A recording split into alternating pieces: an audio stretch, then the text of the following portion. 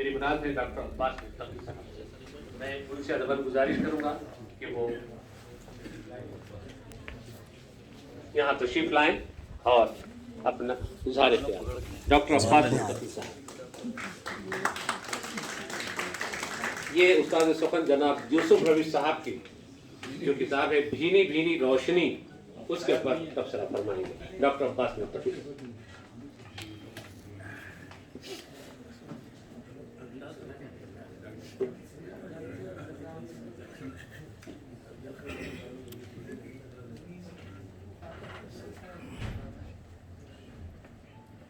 میرے مضمون کا عنوان ہے یوسف رویش اور ان کی بھینی بھینی روشنی. تھوڑا مائک خرید لے.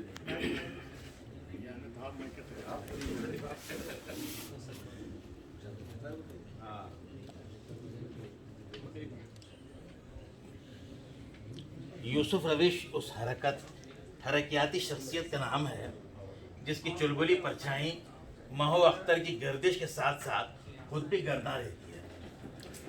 انہیں کسی شخص نے بھی خاموش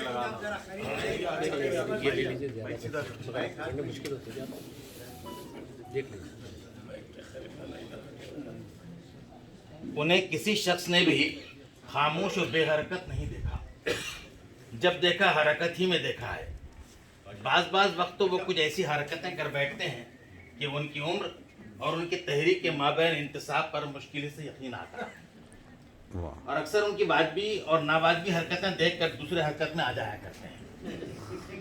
اب یہی دیکھیے پرسوں ہی کی بات ہے. قبلہ رویش نے الصبح فون کیا. فون پر سنائی دینے والی مانوس آواز نے نیند کے اٹھتے بیٹھتے خمار کو تازیانہ جنبش رسید کیا، اور ہم جو نیند کی آغوش میں بار دیگر ڈوب جانا چاہتے تھے اپنی مرضی کے خلاف جاگ پڑے.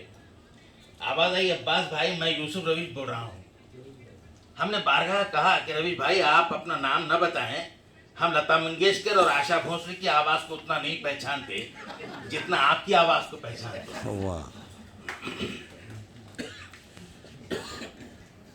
للہ اپنا نام نہ بتائیں، سلام فرما دے کافی ہے. ہم دکن کی منفرد آواز کو پہچان جائیں گے. تیری آواز ہی تیری پہچان ہے. لیکن وہ کبھی اپنی رویش کون سے سرے منہ گریز نہیں کرتے. ایسا معلوم ہوتا ہے کہ انہیں اپنے نام سے محبت ہی نہیں عشق ہے. مجنوں نے اپنا نام لیلا بتایا تھا، اور یہ وہ مجنوں ہیں جو لیلا کو یوسف رویش کہیں گے. ہمارا خیال ہے کہ وہ اگر اپنے گھر کا دروازہ کھٹکھٹائیں اور ان کی بیگم پوچھ بیٹھیں کہ کون، تو وہ یہی کہیں گے میں یوسف رویش. غرض الگ سلگ کے بعد حسب روایت پوچھا آپ کون سے گھر پر تشریف رکھتے ہیں. ہم نے عرض کیا کہ رویش بھائی ہم چھوٹے آدمی ہیں، سب سے چھوٹے گھر پر فرقش ہیں. چشمے ماں روشن دل ماشا تشریف لے آئیے. اور پھر ہم نے جھاڑ گھٹک کر اپنے حجرے فقر کو رش کے فخر کر دیا اور رویش کا راستہ دیکھنے لگے. کچھ مدت نہ گزری ہوگی کہ رویش بھائی اپنی اس سائیکل پر جو پطرس کی یادگار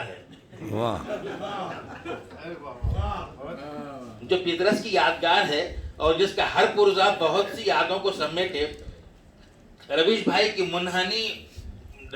کے منحنی بوجھ کو خوشی خوشی برداشت کر رہا ہے. اور انہی پرزوں سے نبردآزما رویش بھائی نے بھینی بھینی روشنی کو گلے لگایا ہے. اور اسی مبارک و مسعود سائیکل پر رواں دواں حضرت نے اردو دنیا کو کئی ایک متاثر کن تخلیقات بخشی ہیں.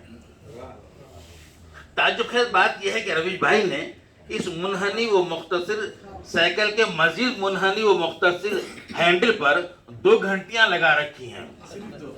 شاید ان کا خیال ہو کہ اگر وہ باوجرت ممکنہ کسی کی آگ میں جا رہے ہوں اور تہنیتی نظم پڑھنے کا جوش ان کی رفتار کو مزید تیز کر دے، اور راستے میں کوئی ان سے زیادہ اجرت کا مارا ان کی برق رفتار سائیکل سے ٹکرا کر دائی اجر کو لبیک کہہ دے، تو تہنیتی نظم کے ساتھ ساتھ ایک تعزیتی نظم میں تخلیق کر رہے ہیں.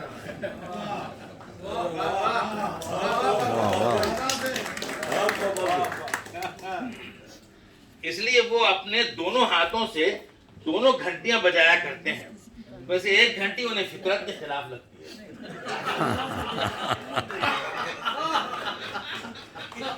ویسے 1 گھنٹی انہیں ویسے ایک گھنٹی انہیں فطرت کے خلاف لگتی ہے.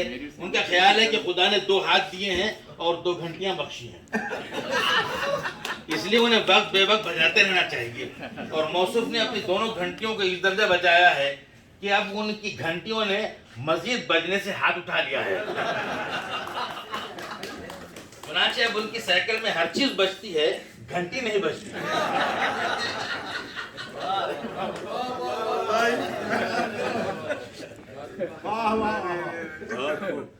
ابھی وہ ہماری پتلی گلی میں سائیکل رکھ کر ہمارے حجرے میں تشریف رکھا ہی چاہتے تھے کہ ایک نسوانی آواز نے ان کے تبے گراں پر ہتھوڑے برسائے.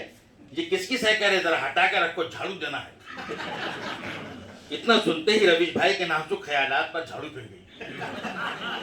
وہ اپنی برہمی کا اظہار کیا ہی چاہتے تھے کہ ہم نے فارسی کی ایک کہاوت پڑھ دی کہ صبر تلخست بر شیریں دارد, اور وہ واقعی صبر کے تلخ گھونٹ پی کر بیٹھ گئے.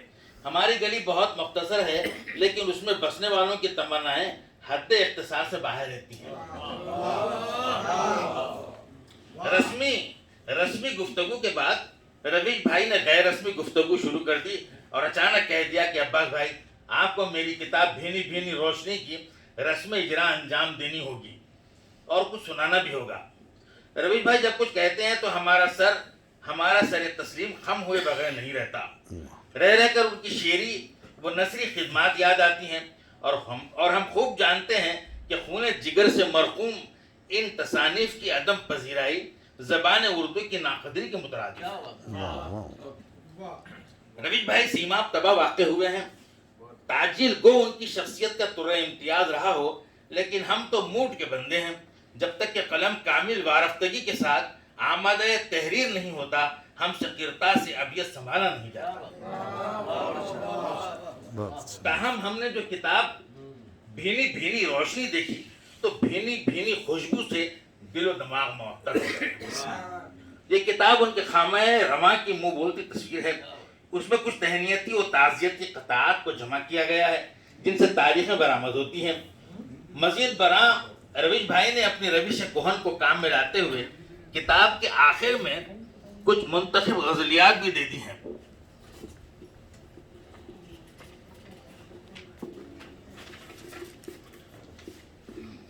کہ تعزیتی خطاط پڑھتے پڑھتے اگر آپ مغموم ہو جائیں تو کچھ رومانی غزلیات پڑھ کر اپنے موڈ کو درست کر سکتے ہیں. رویش بھائی کی تصنیف ان کے خلوص اور جہد کار کا آئینہ دار ہے, جس میں زبان اردو کا عکس اپنی معصوم مسکراہٹوں کے ساتھ جلوہ گر ہے. تاہم بعض وقت ان کے شعروں اور مصروں میں نامعلوم مزاح کی کرنیں بھی کون جاتی ہیں جو ہماری طبع رواں کا خاصہ ہے. چنانچہ اس خطے کو ملاحظہ فرمائیں. جب لیا کاغذ قلم آئی ہے دل میں روشنی, دوڑی رگ رگ میں رواں فضل خدا سے شاعری, ہاتھ پھیلا کر رویش نے کی دعا اللہ سے, بھینی بھینی روشنی بھینی بھینی روشنی. ایسا معلوم ہو رہا ہے جیسے کوئی عامل اپنے نادیدہ موکل کو بلا رہا ہے.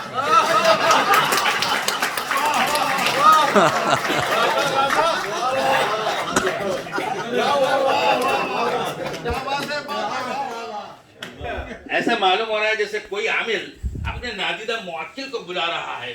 بھینی بھینی روشنی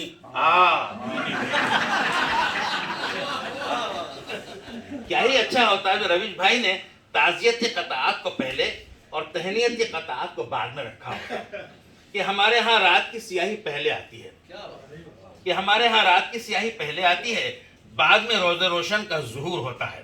اللہ تعالیٰ نے خلق الموت والحیات فرما کر پہلے موت اور بعد میں زندگی کا ذکر فرمایا ہے. تاہم رویش بھائی کی اس کتاب میں چند ایک رومانی اشعار پڑھ کر واقعی دل باغ باغ ہو گیا. مسائلی شاعری پڑھتے پڑھتے ایک حد تک ہم بور ہو گئے تھے. رومانی شاعری سے رویش بھائی کا لگاؤ زیادہ پایا جاتا ہے. چند ایک شعر آپ بھی ملاحظہ فرمائیں. وادی محبت میں چاند جب نکلتا ہے, دل کسی سے ملنے کو خود بخود مچلتا ہے. آپ کے تصور میں کیا بتاؤں رہ کے روح بھی مچلتی ہے, جسم بھی پگھلتا ہے.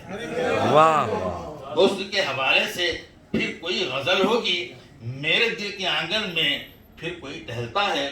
देखिए रविश उनकी एक जरा तवज्जो से जिंदगी के धारे का कैश रुख बदलता है। यूसुफ रविश और उर्दू शायरी एक सिक्के के दो रुख करार पाते हैं। हर दो आपस में इस दर्जा लाजिम व मलजूम है कि उनमें तफरीक की कोई गुंजाइश ही नहीं। उन्हें ज़बान उर्दू से प्यार और शायरी से इश्क है। उनकी एक गज़ल मुसलसल के चंद शेर मुलाहिज़ा फरमाइए।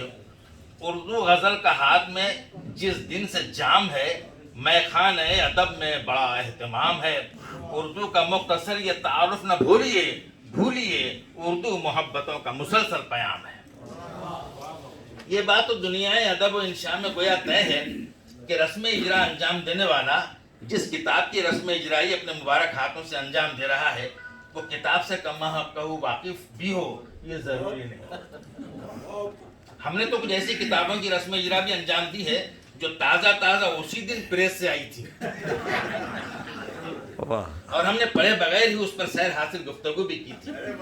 मुस्तज़ाद बाद में किताब के मुसन्निफ से ये पूछना भी ज़रूरी नहीं समझा कि आया आपकी किताब और हमारी तकरीर में कुछ तफरीक और तफावत तो नहीं पाया जाता।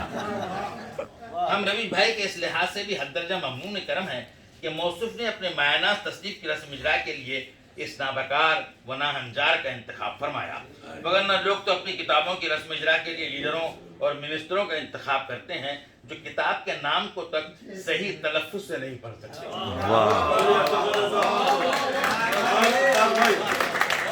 बहुत कड़वी हकीकत है। एक हिंदी के प्रोफेसर ने अपनी विशेष पुस्तक मनोकामना का उर्दू तर्जुमे की रस्म इजरा जो उसी दिन प्रेस से आई थी अपने दोस्त से करवाई, जो उर्दू के आदमी थे और हिंदी से नावाकिफ थे। उन्होंने किताब का नाम सीधे मुन्नू का मुन्ना